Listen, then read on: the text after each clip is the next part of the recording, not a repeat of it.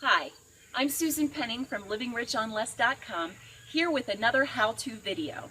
Today I'm going to be showing you how to install a pegboard tool organizer on the wall in the garage. But first, special thanks to Duluth Trading Company for providing the outfit and footwear for today's DIY project. You can find this and more at duluthtrading.com. So let's get started.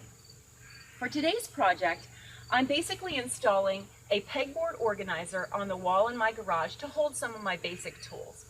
I picked up this 4-foot section at my local home improvement store for I think $7.99. They have a lot of different sizes and shapes in this, and they really are quite affordable.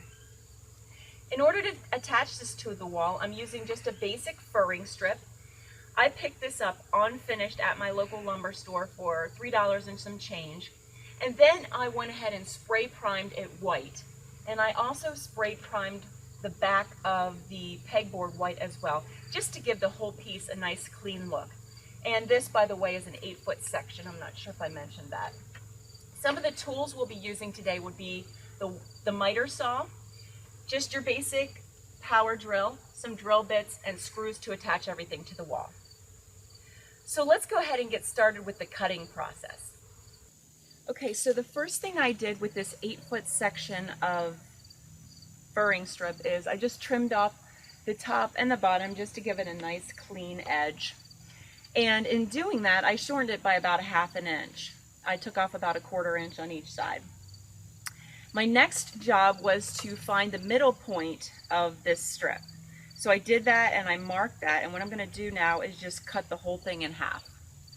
Now when you're using a miter saw, you do want to keep some safety precautions in mind. First, you want to make sure that, your sleeves are rolled up and secured and that you don't have any loose jewelry on. And of course, you always want to make sure that you're wearing your safety glasses.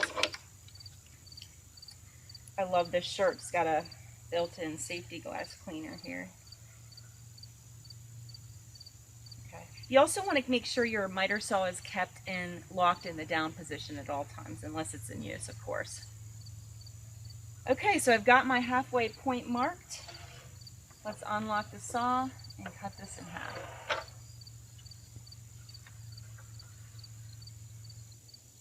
I always like to just bring the blade down just to see where it's going to fall, so I know I'm cutting it exactly where I want it to be. Okay, that looks good.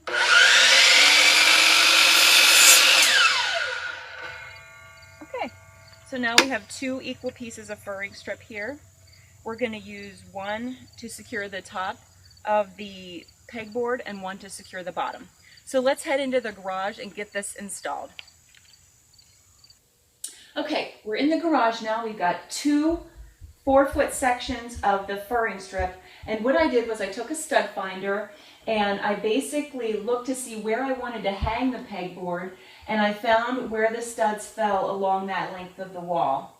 And then after that, I basically just took my 4-foot section of furring strip, I marked where the studs would be located on it, and then I pre-drilled holes where these studs will be in the wall.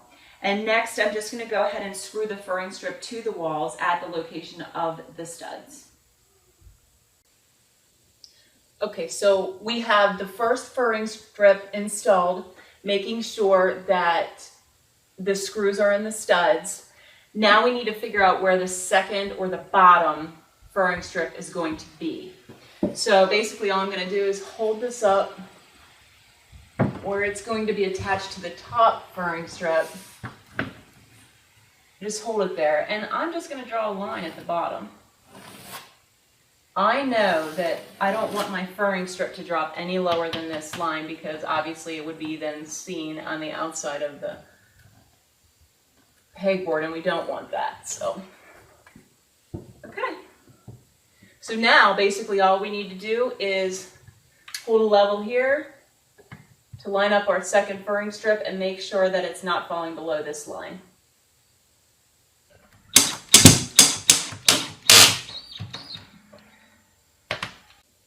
Finally, we're simply screwing the pegboard into the furring strips using the pegboard holes spaced out. I'm using 6 just to make sure I get a good tight grab onto the furring strips.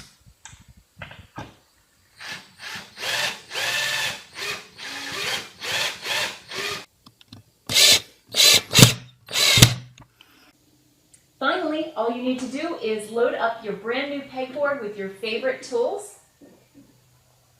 I got the hooks for this specific pegboard from this 43-piece pegboard organizer kit. I think I paid about $12 for it at my local home improvement store. So you can have a pegboard and all the hooks for under $25 and your tools at easy reach anytime you need them. For more decorating, organizing, home and life improvement tips on a tight budget, visit livingricholess.com.